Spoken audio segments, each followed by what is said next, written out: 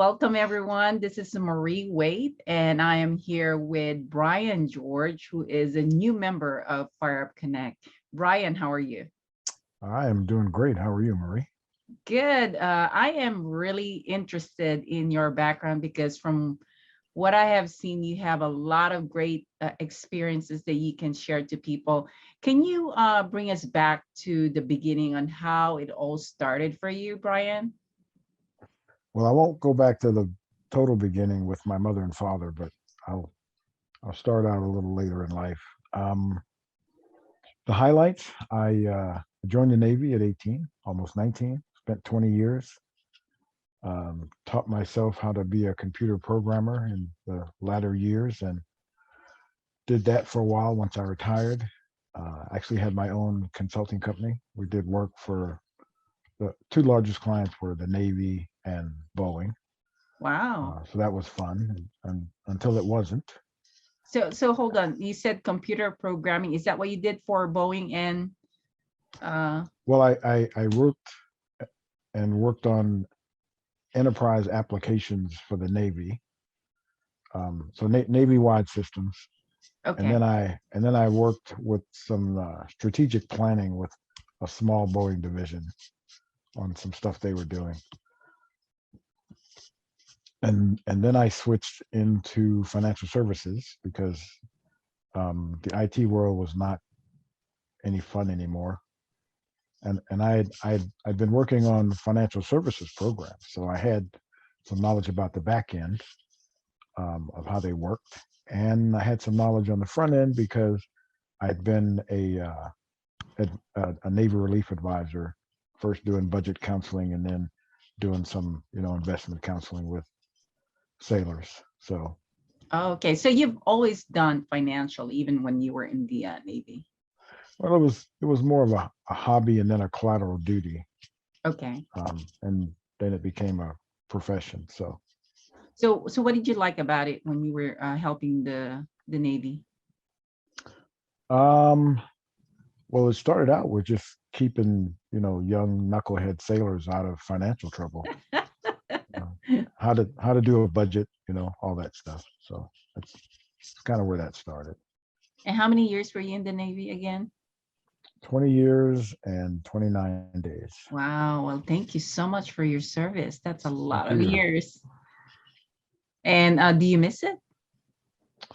I miss some parts. I miss the travel, you know. I miss seeing lots of new places a lot. Um, I miss the some of the camaraderie. Okay. I miss um, the attitude that you know there's nothing we can't do, and there were obviously some things we couldn't do, but it wasn't because we didn't try real hard to make it work. Okay. So, Sometimes the technology was not available to do what needed to be done. You know, mhm. now it is though. So we always tried to push as far as possible, and that was gratifying. So did you manage people under you? Yes. Okay. And how is that? I mean, what do you love about, building that team? You know, initially when I first started, I was terrible at it. Had no idea what I was doing. I listened to the wrong people, you know, and then what I re- and but 2 years I was terrible at it, Okay. and then I realized one day that I just needed to treat people the way I wanted to be treated, and it became so much different. We actually turned into a team. We wound up getting things done that had never been done before because we were very cohesive, and I I was very surprised that it took me that long to figure it out, but it's okay, better late than never. So I uh, I had a good time getting more out of people than they actually thought that they were capable of doing because we all work together, common goals and common motivation. So it was wonderful to see. Wow. Now, are there some great memories that you've had that you can share with us?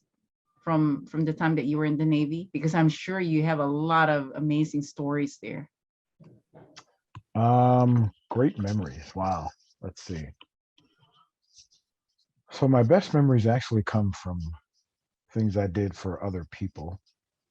I was going through a school where the success rate was only about 60%. 40% failed. And I decided that no one in my class was going to fail. We were all going to make it through. So I spent my evenings at the remedial classes for people who were falling behind. And because I was there by myself, my wife wasn't with me. So I really had nothing else to do anyway. So, and nobody failed. Everybody made it through. Last person barely made it, but everybody made it through. Okay. And my reward was they tried to change my orders and have me stay at the school and become an instructor, which I did not want to do at all. Oh, okay. So I had to fight that. So the no good deed goes unpunished was pretty apparent. Now they're asking you to be an instructor for what? To do what? Closed circuit television systems. Okay. And I didn't want to do that. So I didn't have to. They Mhm. weren't able to change my orders. I got to go where I wanted to go. So I see. Now, what would people say about you during those years of serving? What would people say about you in terms of how you communicated and how you work with them? before or after I figured out what I was doing? I would say, how about before and after? Well, before they might have said I was a jerk. He means well, but he's a jerk. Um, and afterward, it that I was a guy who really cared. I mean, the job was important, but I actually cared about them as people. So did you end up having a lot of great relationship after you left the Navy? I mean, are you still in contact with them? Quite a few of them, yeah, Okay. quite a few. Wow. And how does that connect with what you do now when you have all this amazing relationship from the people from the Navy? And how does that connect to your business that you have right now? So one of the most important things I learned is that um, none of us are successful by ourselves, Mhm. and I learned to build teams and coalitions, and maybe it just wasn't my shop that needed to work together to do the work. Maybe I had to get assistance from someone else. Maybe I had to get some knowledge from another shop or another person. And it was never, it never had to be me, that had the solution. I don't remember who said it, but the quote was, "You can do amazing things if you don't care who gets the credit." Um, so I learned to collaborate, and I learned that "and" is better than "or." That you and I can work together instead of people having to choose between us. We Yes. we could work together and accomplish even more. Yeah, I remember that. I mean, I learned that also from one of my connections, and it was really interesting that you're saying the same thing, that it's better to have the "and" than "or." And that's why when you ask me about, is it before or after, I would say, how about both? Well, yeah, I think you would get two different responses. So um, it's really so. How many years are you in the financial industry now? um, this year will be 14 years. 14 years. September will be 14 years. Yes. Okay, so in those years, what would you like to what are the things that you love about it, and why this business? So people think I'm crazy when I say this, but I had my IT business. I shut it down. I shut down part of it. I sold part of it because I wasn't enjoying it anymore. And my goal was to find a job that I could be happy to go to work for or go to work to every day. That was my goal. I want something I can get up every day and be happy about doing. maybe not happy to get up and get out of bed, but because of laziness, not because I hated my job. So my neighbor mentioned, he said, you should, check out Edward Jones because you know something about investing, you know how the back end works with all the computer stuff, you should check it out. So I thought I could actually be helpful to people and help them manage their finances. And people thought I was nuts. I thought you wanted to help people. Well, I am helping people. How many relationships have been ruined because of money? Probably more than you can count. Right. So if I can solve some of that, provide some solutions, so it doesn't get to that point, that's a good thing. See, so let's talk about your investing or investment experience. What are the things that you are very strong about that? I think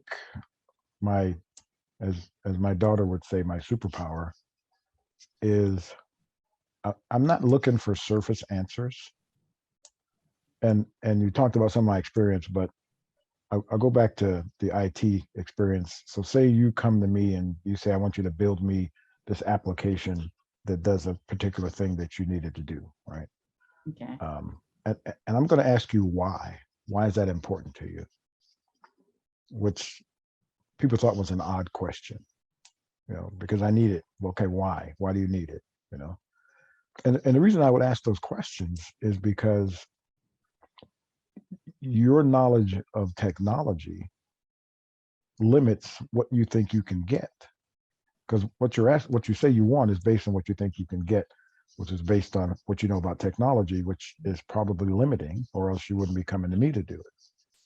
So the real goal is to find out what are you really trying to accomplish. There's a question I ask. It's a famous Dan Sullivan quote, and I ask a variation of it. And it's, a year from now, we're sitting across the table and we're patting ourselves on the back about how great a job we did over the past year. What did we accomplish? Because that's more important than telling me what you want. Yes. I really need to know. And what I tell people is that, we've gotten to the top of the hill and you're admiring the view and you find out that you're on the wrong hill. Because I did what you said you wanted me to do, but it didn't really solve your problem. Wow. So does that make sense? Yeah, I mean, I'm really liking what I'm hearing from you. The fact that you mentioned earlier that you would like to see that people's relationship will get better because of how you help them with their financial situation. Or at least that's not the reason it gets worse. Okay. And then now you're saying also really helping them identify what they really want, what they wanted to accomplish in order for you to be able to help them. So I had a conversation with a woman. She's a new client. This happened about a year ago, and she was a referral from another client, so that made the transition a little easier. And I said, we've been talking about 45 minutes, and actually talking via Zoom because I couldn't really meet with people very much. And she has a disabled adult child, right? And after about 45 minutes, I said, okay, I think I have the answer. And she said, what's that? I said, the most important thing to you right now is making sure that your son is taken care of when you're gone. And she said, yes, that's it. And then she said, how did you figure that out? I said, well, I asked questions, you answered them, and everything centered around taking care of your son. And the next question she asked was, well, I've been working with these other people for 10 years. Why do they still not know that? And I said, I don't know. You have to ask them why they don't know that. All right. But I know that everything I do for you has to be informed by the fact that the most important thing to you is that your son is taken care of. So now I know exactly how to manage your assets for you Wow. because I have the most important thing. Yes.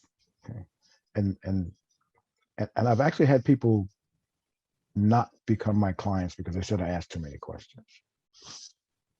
And that's okay. There are the SEC estimates there are over 600,000 advisors in the country. So there's plenty of people that they can talk to if they don't like my style. So I Yeah. like my style.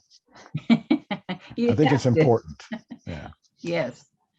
It is who you are. It Hmm. is what you do and what you believe in, right? Yes. Wow. So let me ask you about the business itself. So you've been doing it for 14 years. What are the things that you are aiming for right now? And what's your vision in terms of the company itself? So obviously I want the company to grow. You know, I actually started my own investment firm last December.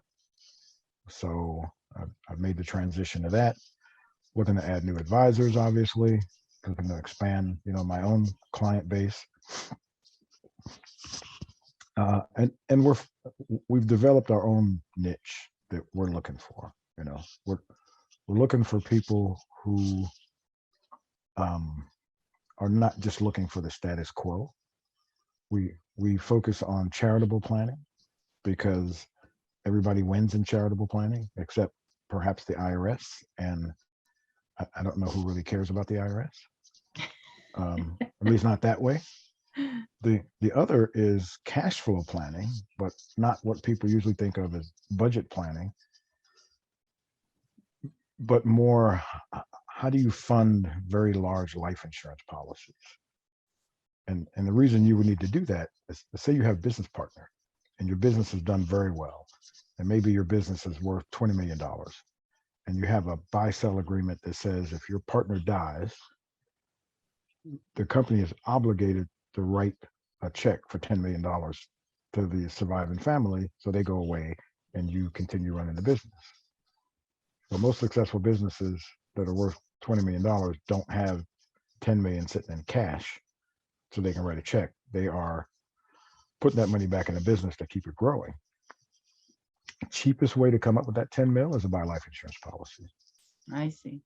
Problem with that is that policy, depending on the age and health of the people insured, might be somewhere between 800 to $1 million a year for 10 years to pay it off, which usually ends the conversation because no, I'm not doing that. But Okay. what if you could reduce that cost to maybe 300K a year instead of $1 million a year? Well, then that's easier to do. And so you do that by financing the rest of it through a bank. And there are different reasons to do it. There's the buy-sell agreement. You can equalize your estate that way. There was a case where there were 4 children, 3 worked in the business, 1 wanted nothing to do with the business, but the parents still wanted everyone to have an equal share. So they just bought a life insurance policy to give the 4th one just a pot of cash equal to what the other ones would get. Once again, they're very expensive. Maybe someone just wants the money to pay their estate taxes so their family doesn't have to liquidate the assets they've built up over time. So we help with that. Okay. And the third is tax deferral strategies, where say you want to sell your business, and here in Washington or maybe California is even a better example, $10 million. You started your business from scratch. You're going to sell for $10 million. Close to 40% is going to be gone because of capital gains taxes in the state of California. A little over 30% in the state of Washington.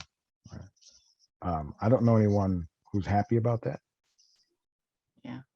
And at least not anyone selling their business. So there are ways to eliminate those capital gains or defer them for a minimum 10 years, and then potentially longer than that.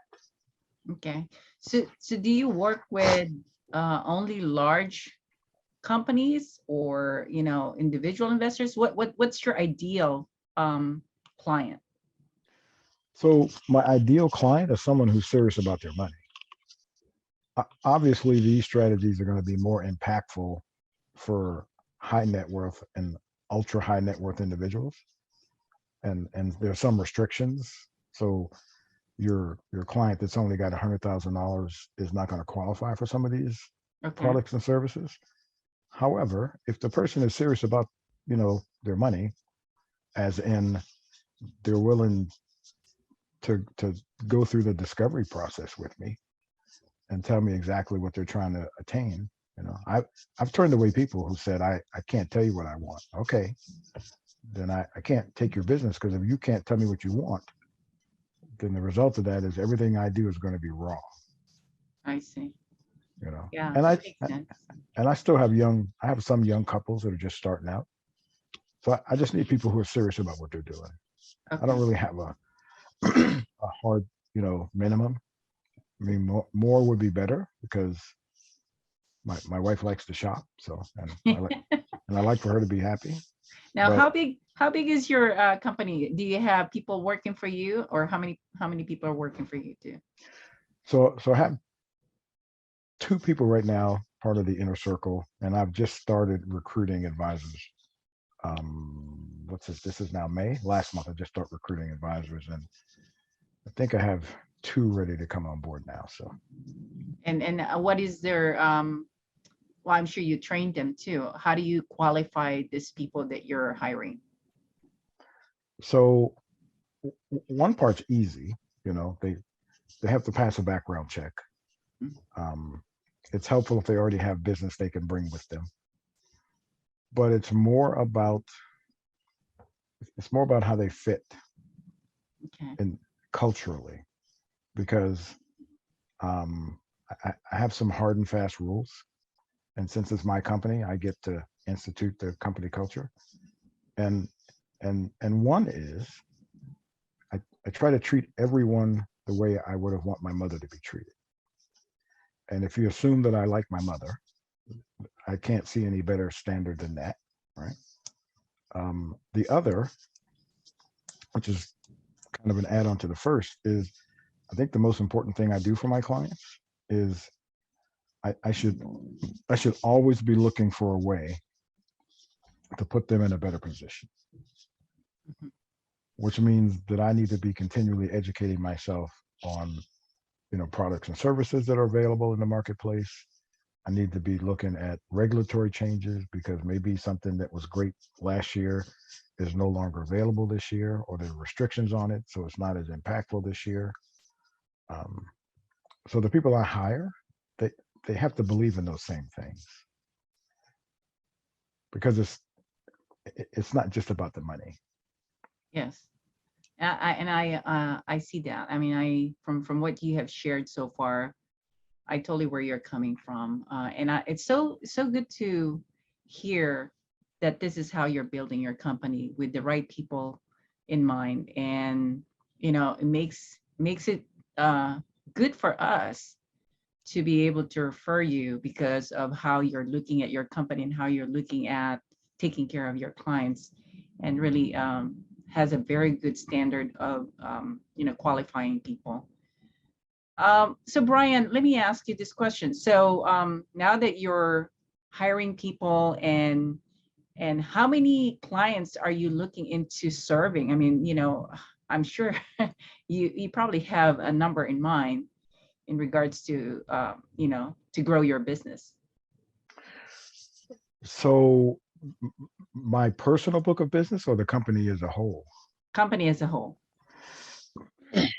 Um, there's no, I don't really have an upper limit at this Okay. point, because if I bring in advisors who already have their book of business and they're good at gathering assets, then the business will grow organically. Mhm. And as it gets bigger, what most advisors do is they bring in an assistant to handle the extra clients. Instead of turning people away, they'll say, I'm going to bring in a junior assistant, and I'm going to start transitioning, the smaller accounts to this junior advisor, because they'll get more attention from him, because I have to spend more time with the larger accounts. Okay. I And see. and it's not that the larger accounts are more important than the smaller ones. Mhm. the, the larger accounts have more opportunities available to them because there are regulatory restrictions that say to buy this product or service you have to have so much net worth or you have to have so much income, right? Okay. Wow. So so if you have a lot of clients in that area and you're doing more for them, obviously there's less time to devote to the smaller clients Mhm. because they don't have those opportunities available to them. So the best way to handle that is to start transitioning them to someone who can give them the attention that they really deserve. Okay. Wow. What an honor to learn about your background, Brian. Thank Um, you. Very impressed with what I've heard so far. But I want to ask you this question. I mean, what made you join the Fire Connect? What is something that you saw there that would be good for you too? So I don't know if I said this in one of our previous conversations, but I had this thought, and this was probably about 3 years ago, and it went like this. I'm a pretty good storyteller. I have a very compelling story to tell. Problem is that most of the people that this story would be really impactful for are high net worth and ultra high net worth people. And they're not inviting me on their $100 million yachts for the weekend, and they're not inviting me to their compound at Martha's Vineyard. Um, so you can have the best story in the world, but if your audience is not the right audience, you're never going to be successful with telling your story. Um, so I thought I need to get in front of their trusted advisors. I need to get in front of their CPAs. I need to get in front of their attorneys. I need to get in front of their wealth advisors and Yeah. tell them about some of these strategies. And if the fact patterns match, then they'll bring me in front of their clients and say, you know what, here's a problem we've been trying to solve. We have a solution. We're going to bring Brian and his team in um, to solve this problem. So my best relationships have been the result of this marketing plan, primarily on LinkedIn, Okay. where my best connections are ones that I've made because of this plan. So Fire Up Connect just seems an extension of what I'm already doing. I get to meet more people who know things that I don't know and know people that I don't know. And once again, we get to the and instead of the or. So, Yes. Well, I think that we are blessed by you for being part of the Fire Connect. I can see where I can really connect you to so many people because of what you just shared. I think your presence is amazing in terms of how you communicate and how you care about other people. thank you. That is a gift. And for the people that have not invited you to their, events and yacht, it's their loss. I think they really need to know you more. You're like a hidden gem, it's the way I would describe it. Thank And you. I'm even, myself really feeling very good about having this interview with you, Brian. So here's what I would like to see happen, Brian. I think, the fact that we are able to introduce people to you every, twice a week. I think we would like to see that you can do some more maybe educational presentation for us, and then maybe bring you into some of our radio show interview, because I think that would be amazing for people to learn more about all these opportunities, especially for the large corporations that are, struggling um, in trying to save money. And I think you'll be an answer for them. So I think that there's a lot of great opportunities here for us. Well, the name of the two companies, Planning Network Partners, is the advisory firm in the state of Washington, and Okay. then Charitable Planning Network um, is focused on the charitable planning and the tax deferral and the cash flow planning. But network is in both names because it's been built by building a network of other professionals to bring all these skills together. You can kind of consider me the wedding planner. So if you need The St. wedding Patrick's planner. Cathedral, yeah, if you need St. Patrick's Cathedral, I can get you that. you I know. would love that. I think If that would be awesome. I have a lot of plans of doing big events, and definitely we'll be talking about that and bringing into those events. Um, and Brian, what will be the best way for people to get a hold of you? so, like I said, my primary marketing arm is LinkedIn. Um, I'm on there. My profile has all my contact info, but Yeah. for people just wanting general information, it's Brian at charitableplanningnetwork.com. That's the email address.